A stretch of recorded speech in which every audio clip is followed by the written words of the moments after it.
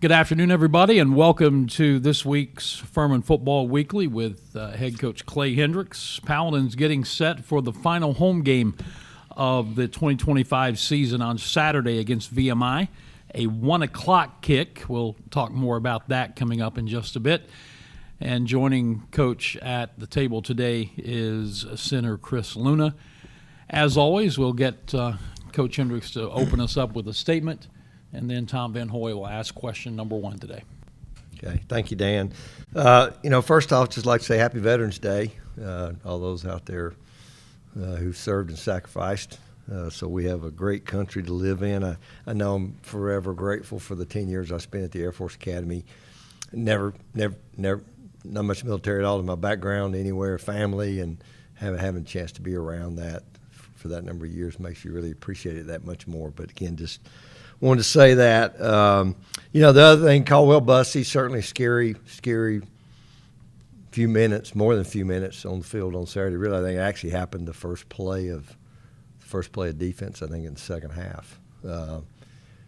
And doing great. He's back around here. He's been able to get out and watch practice and, should be able to make a full recovery. And so we're forever thankful for that.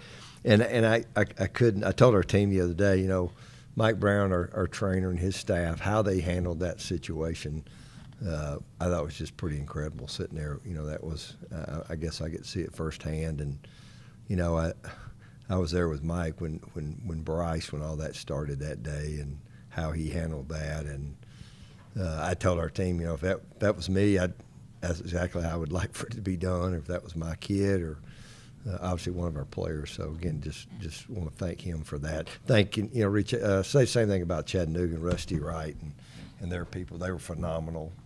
Trying to assist in any way they could, even well into Saturday night in Chattanooga. They were wanting to do what they could do to help us. So for that, I'm really appreciative. You get to the game, just to say I'm disappointed in how we played would be an understatement. I just felt like.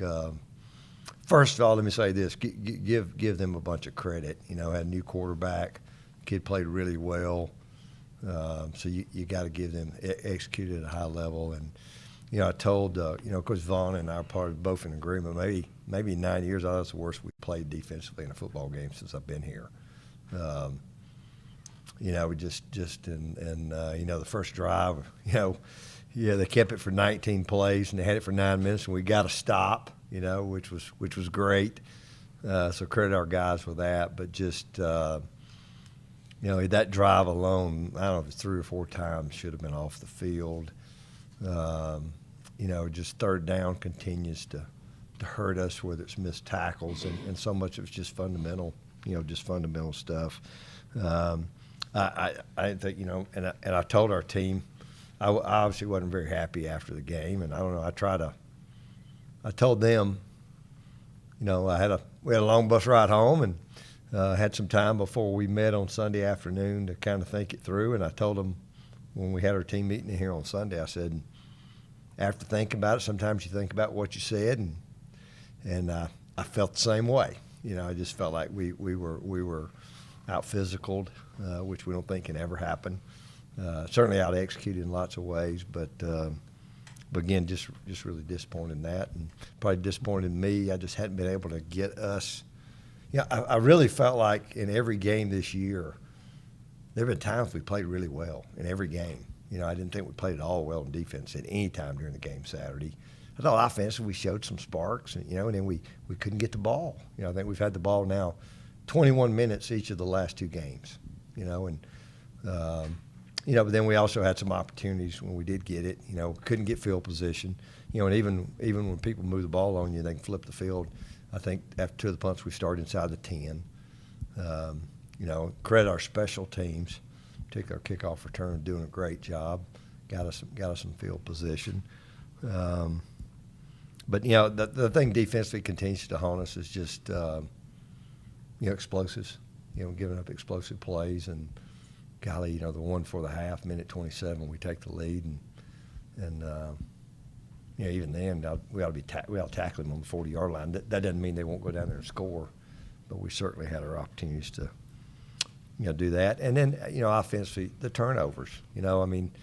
Now we're hard to see in the first 5 games. I think we committed 6. We've got 8.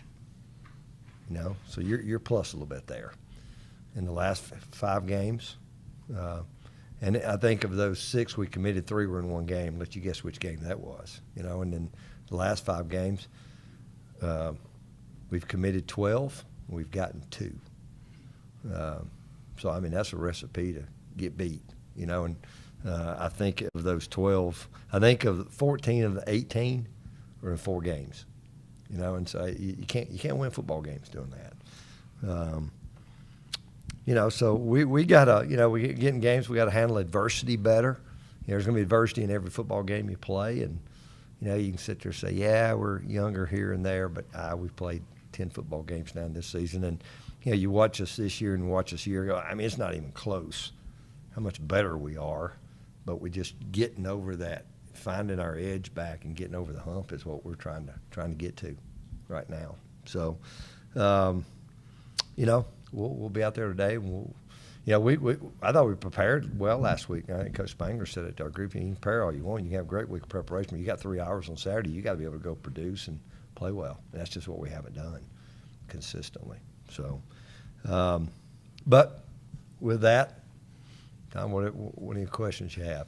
Coach, you mentioned backup quarterback for Chattanooga last week, and you know anything about that going in? Did you have to prepare for 2, and how difficult is that if they maybe start somebody you're not prepared? Nah, we found out right before. You look a little bit, hadn't played very much. He had a pretty good high school career. You look at his numbers and all those kinds of things, and I don't think they changed a whole lot. I didn't. Their starter had run quite a bit, so it's not like we're not ready for a guy that was going to run some. And the disappointing thing is a lot of them weren't called runs. We just rush past the passer, and we take a bad angle and we just create a cavity for him to take off. And credit him just taking off. It wasn't like it was anything great design. It's just a kid playing ball, and he did. Those were all huge plays in the game. I think 3 different times we had them, back first and maybe 25 or over 20 yards, and let them maybe out of it 3 different times. Let them complete the 4th and 7. They hit the screen pass on us to the tight end. Again, it was a good call and good execution by them. Now I don't really think that had anything to do with it. He played well. He took care of the ball, and like I said, we were -3. So your -3 is hard to beat anybody. Coach, you mentioned about the long drive to start the game by them, and you get to stop, but that means they had it 12 minutes the first quarter, and somehow they have even more in the fourth quarter. Yeah. And having said all that, I thought the key to the game was, they score 46 seconds left in the first half, and then get the pick 6 2 minutes in the second half, and it just seemed like boom, boom to end the first half and start the second half like that. Your team never recovered. Well, you say the middle 8. We talk about the middle 8 a lot. And really, actually, I think if you look at it, it was 14-7 with 4 minutes to go in the half. They hit the one. We came down, scored, and then again they get it back. I think they got it back with 1:27 and hit the pass.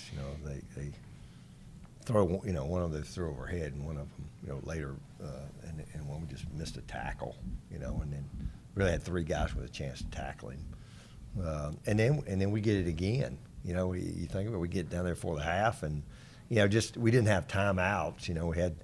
I think we had 9 seconds on the last play. We called a little slant, and their kid made a good play, and we figured nothing else, we're going to kick the field goal, and then we kicked the field goal, and somebody let the guy come right in his gap. One hand, guy got one hand on it. So that was a big play.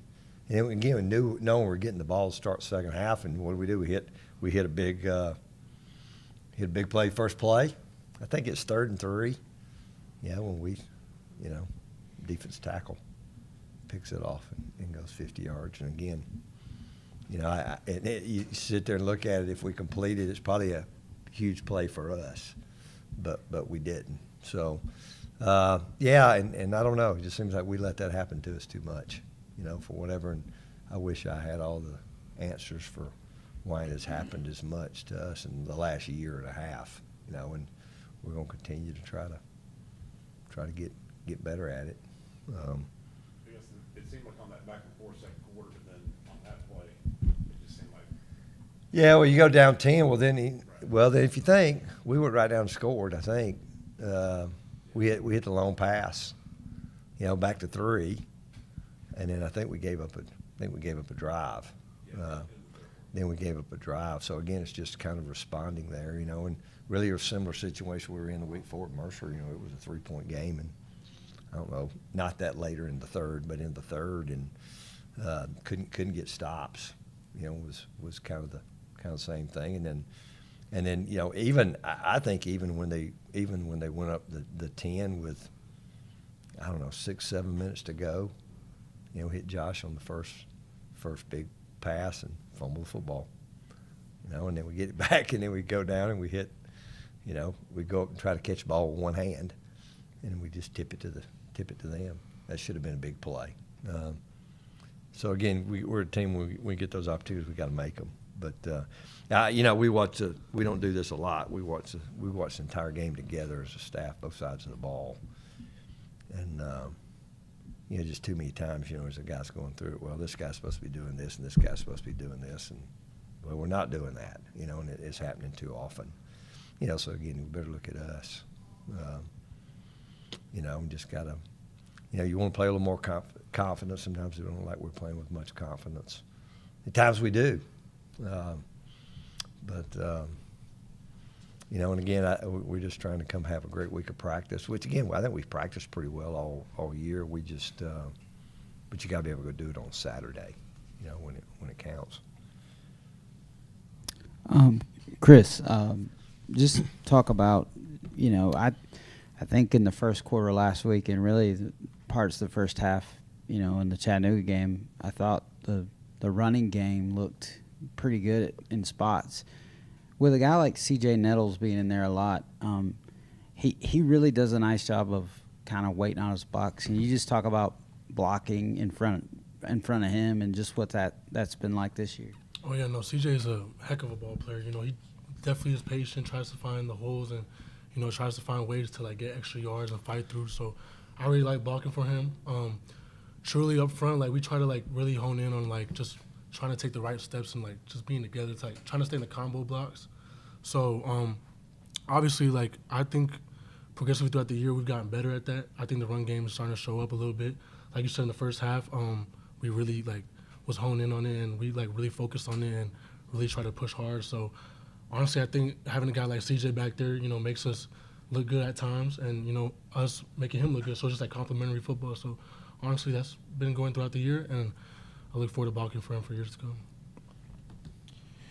Coach, had a couple things. First, I just want to go back to Caldwell Bussey because the replay, we couldn't see what happened. Did he just take a knee to the helmet or his head hit the turf or whatever, just with all the collision of bodies there? It really looked more like almost a hit to the side of the head, just a pretty good little whiplash kind of deal.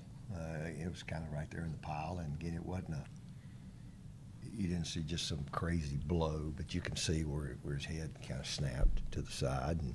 And again, what was interesting, we'd had the ball, and then they'd scored on the pick, and we kicked off. And it's funny, I was actually down on the offense. I didn't even see the first play, which rarely happens.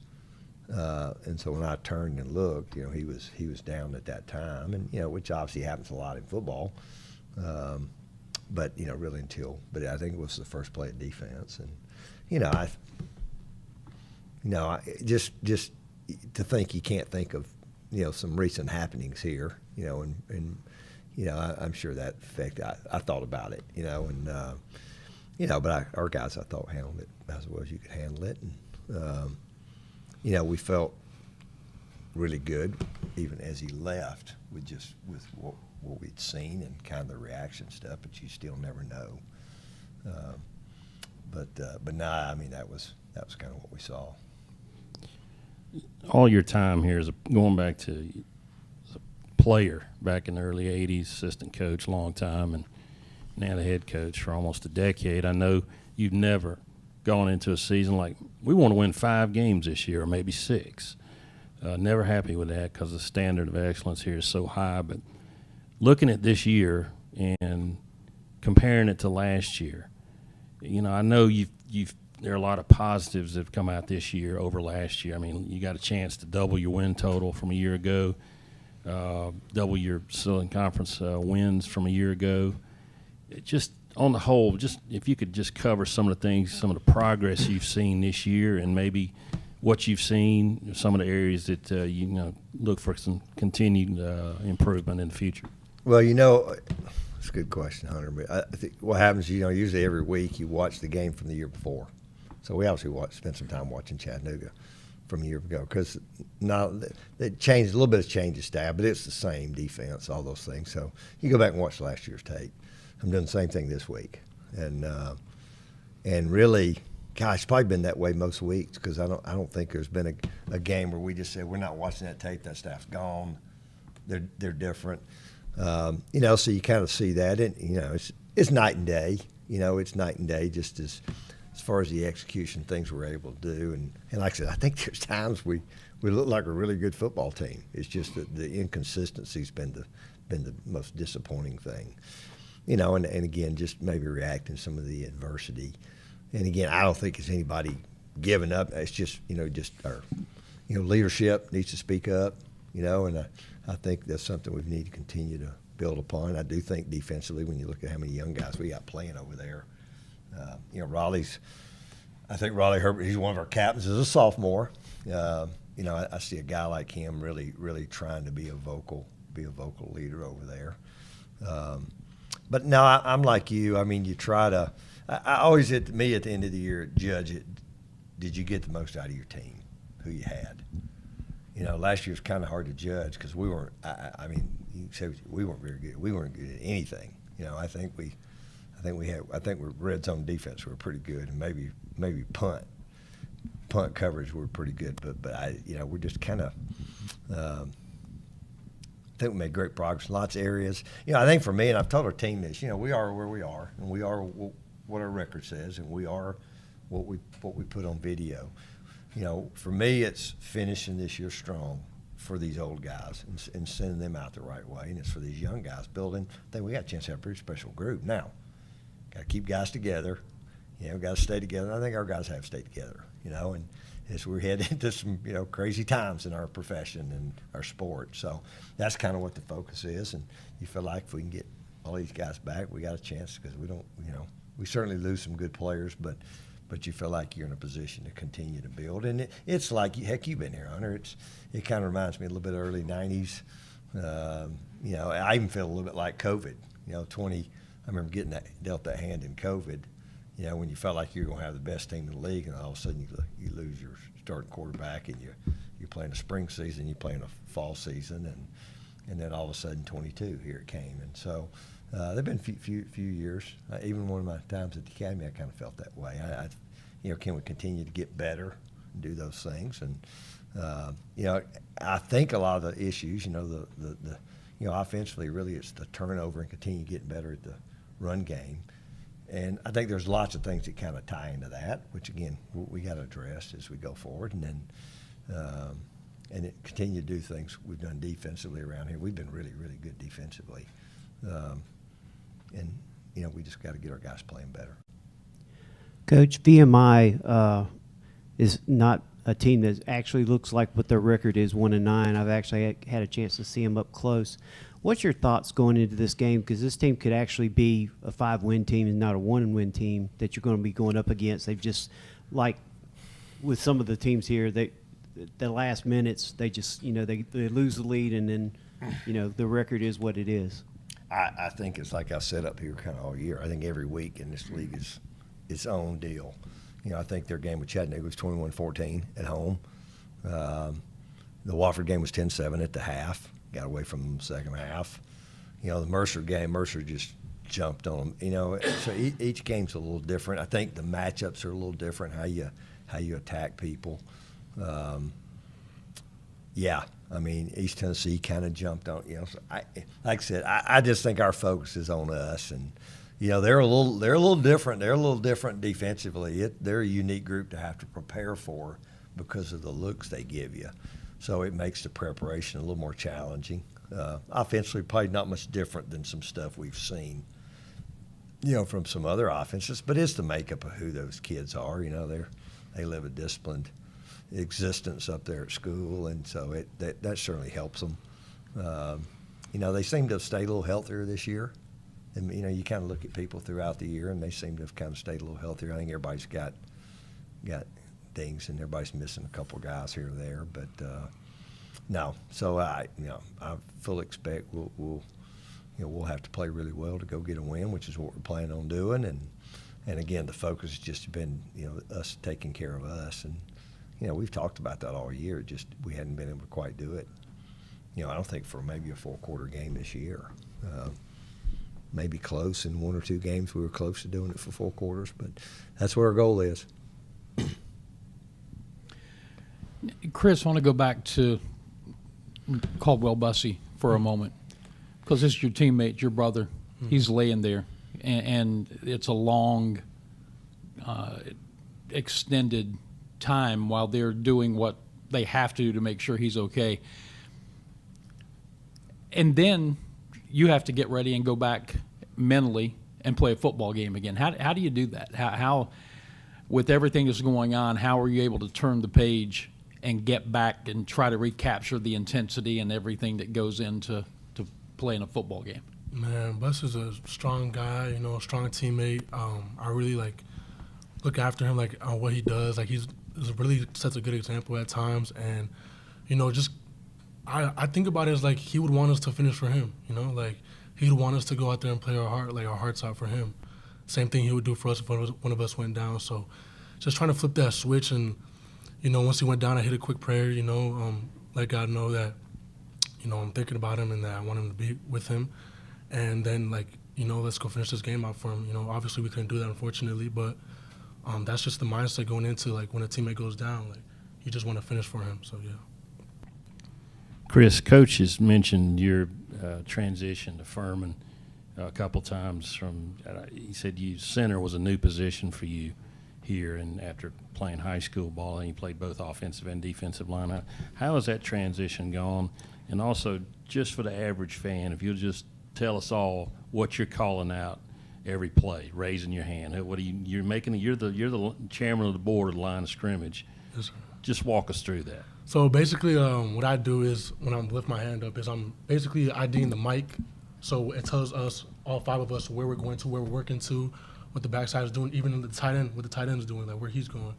So it's a complicated job, but I honestly embraced it. My coach, Coach Kutch, has done a great job preparing me for it each and every week.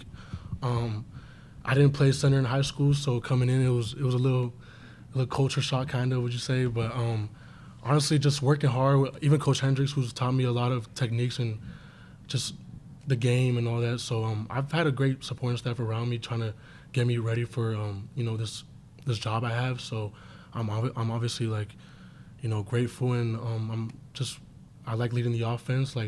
So I actually really enjoy it. So it's cool. Coach, if you look at the stats and you didn't look at the game, you wonder, well, why didn't Furman run the ball more? But it was probably a situation where you would have liked to. You just didn't have the ball that much. Is that kind of the case? Yeah, I think so. It's one of those. We've had our moments offensively this year, and I don't know. Saturday's one of those days you've really felt like, okay, we're doing some good things the way we. Even after the 19-play drive, I don't know how many plays it took us. We covered the field. Went, I guess, had a great drive, scored touchdown. Yeah, we just didn't have the ball. I mean, it was one of those games. Like I said, I coached in those academy games and service academy games, and man, you can stand over there and stand over and stand over. You can't get people off the field. And the frustrating thing, those guys, and I lived in that world. When you live in that world, it's so many third and shorts or fourth and shorts. That wasn't what it was. There were some of those. Letting the back, running to the back of a guy and come bouncing out of the pile for 15. and almost I guess disheartening. It takes its toll on you just a little bit mentally. But no, that was the plan. We felt good about it, and then even the second half, we were kind of on worst enemy because we had I think we had 6 possessions in the second half, touchdown. I think we did have 2 3 and outs. Got stopped on 3rd and short, and then we had 3 turnovers on 3 drives that were going really well, and so we were, they kept it the first half, second half they kept it. Plus we gave away possessions. So now I've said all along I like a lot of things we're doing up front. I think our backs are doing some good things, because of Trey's skill set. Our run game is a certain, we have certain things we're going to do. And I think we've been getting better there.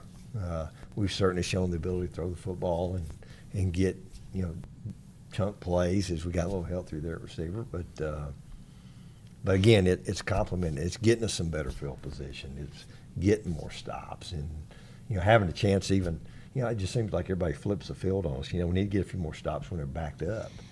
Kind of like we started the Mercer game. It's nice to get the ball in the 40 going in. That was after a punt. So those are things we have to be able to do.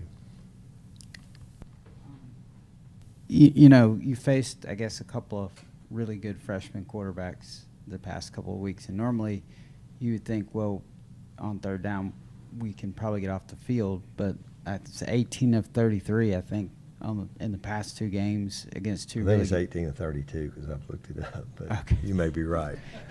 Yeah, I've looked at that a few times. Those are like triple option numbers. But I wanted to ask you about the play before the half where the blocked field goal seemed to kind of really change the momentum of the game, and then on the first drive, the interception. Well, the third down, it is what it is. You look at it on tape, and it's containing a quarterback. It's kind of like this. If you're not able to get to him, you should be able to contain him. And the kid, he tells a decent athlete. But he's not a mega dynamic runner. Which you have to deal with some of that. You deal with the Western guy. It's a totally different. As far as what he does. Mercer guy wasn't going to run. He didn't run. So I think each case is in itself. But again, a lot of it, give them credit for blocking us their times, but just, we just got to, again, do things we've been coached to do. Play with more physicality, be where we're supposed to be. Communication's part of it, too many easy access throws, and then certainly we've allowed some explosive plays, as well. And then what was your other? We were talking 3rd down, and then for the kick. Yeah, I think anytime you block a kick, we've done that before. We're sitting there thinking we're going to get a touchdown, and I think we got the ball back with 37 seconds. We practiced that, and we had a great little 2-minute drive, and Evan couldn't get out of bounds on the ones that left us with 1 timeout. So in that case you had to throw it. And again, they rushed a guy just in an inside gap, and one guy should just block him and lets him get through enough to stick one hand up there. And, you probably kick that ball 100 times and not get his hand on it, but he got his hand on that one. And then, you come out second half, you had a big play, and then 3 plays later, you throw a pick 6 to a defensive tackle. So, again, I think it goes back to that, how the half ended. They hit a big play. We respond. They make another big play on the block kick. Half, here we come out, 4 plays, another one, and that's what? And then it 2 plays later, Caldwell's on the ground, and so, but that's football, that's life. You got to be able to respond, and so you got to go make a play to change the narrative. We got to be the one making some of those plays. Getting off the field on 3rd down, doing the things we need to do. Chris, I just wondered, your 3rd year in the program, how different are you now versus when you came in? Oh, man, when I came in, I was extremely immature. Just, in college for the first time, away from home, away from my mom, so I was just looking for a good time. But over the course of time, I realized how important this is and how this program is, top tier. So I have to really, lock in and, buy in. One of the things we talk about, in the weight room and the offseason is buying in, and that's something I really had to realize that I had to do in order to succeed here. So that's probably the biggest difference since I came in as a freshman. I'm much more mature now, and much smarter now, and kind of taking this leadership role a little bit, trying to work on it still. But that's basically the biggest difference since then. Coach, before we wrap it up, when you lead a program like this, you're looked to as the leader, and we're watching what's going on with Caldwell and that whole situation. And one of the things I never do about injuries is speculate, but I still have an obligation to describe what's going on to the people who are listening to the broadcast. And I noticed one of the things we talked about was Caldwell's dad coming over to you, and that's indicative of your job, good or bad. You're the leader, and people are coming to you. How long did it take you to embrace that aspect of the job? Because you have been through some stuff here. Yeah,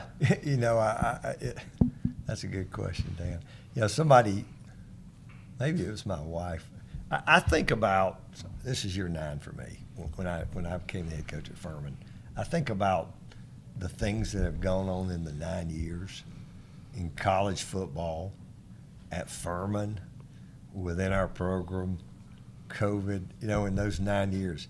I don't think in the other 31 years that I've been coaching, if you had something happen in college football, they changed the signing day, or they put in a recruiting test that now you had to take. But just to think the number of things, everything from enrollment at Furman to certainly Bryce, and obviously that one kind of forever changes you. And to think you didn't think about that, and Cole and Bryce were best friends, and I appreciate Rusty Wright walked out there. Rusty and I are, we're pretty good friends, and but yeah, I don't know. You just try to. Each moment's a little different, You just try to, you try to put yourself be a dad at that time, because I can always feel like I am, that with our guys, because I have one not much older than Caldwell. I think that's probably the biggest thing. And, it's funny, the thing about George Corliss used to say this to me when George was here. He had that great run as a head coach in Maryville High School. And you have those days as the head coach when he would walk up and say, Coach, the days when those are days, I'm glad you're the head coach, just because of stuff that's going on, that you have to deal with. And sometimes you don't want to deal with it, but you got to deal with it, and you have to address it. Sometimes you have to address things you don't really want to have to address, but that just comes with it, comes with the territory. So I don't know, like I said, I felt like I was pretty well prepared for that, and I've certainly learned a lot. And, like I said, every game's different. Every situation is a little different. I think the best advice I ever got was just, when things aren't going good, stick to your principles, stay the course, whatever it is you do, decisions you're making, and then just try to continue to get better at something a little bit each day. And I think that's what we're still trying to do. We're trying to get a little better at something each day. And I like a lot of the progress we're making, like the players we have. Yeah, we're going to address that. And we're always going to try to get better players and make ourselves better. But we just gotta stick to it. Our place is a little unique. We have a few more challenges than some people have, but I think we're managing it as best we can, and we're close. We're close. Again, we got to handle some moments better, than we're handling them. We'll let that stand as your final thought today, unless you have anything else. Well, the only thing I would like to say, we got Senior Day Saturday, and Senior Day is one of those things that's different too.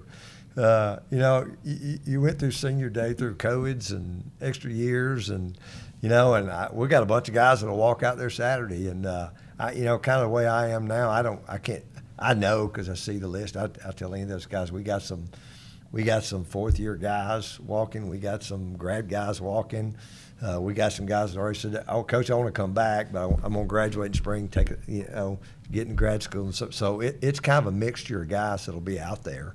But it's a great way to honor them, and they can get to stand out there with their families. They don't get to do that very much. We'll introduce them and their parents, and I think we just said, hey, whoever else you want to bring out there with you, bring them out there. Just been an incredible group. You know, that's the great thing of Furman, just a quality young man you get to coach. And I think Furman does a phenomenal job of preparing for guys for life after this place. And you certainly hope Furman football has a big say in that too.